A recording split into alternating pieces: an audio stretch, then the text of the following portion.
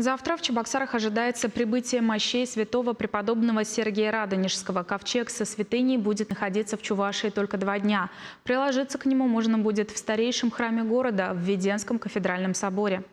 В этом году отмечается 600-летие обретения мощей преподобного Сергия Радонежского.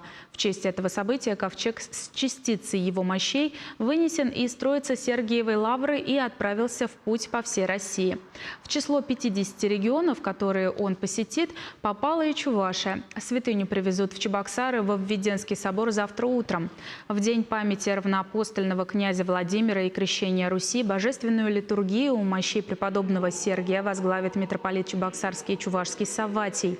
Собор будет открыт до 10 часов вечера, и каждый желающий сможет приложиться к ковчегу и поучаствовать в молебнах. Святыня пробудет в храме до пятницы, до вечернего богослужения. После его окончания начнется крестный ход по улице Константина Иванова через дорогу к храму до строящегося собора преподобного Сергия Радонежского. Там и состоятся проводы святыни.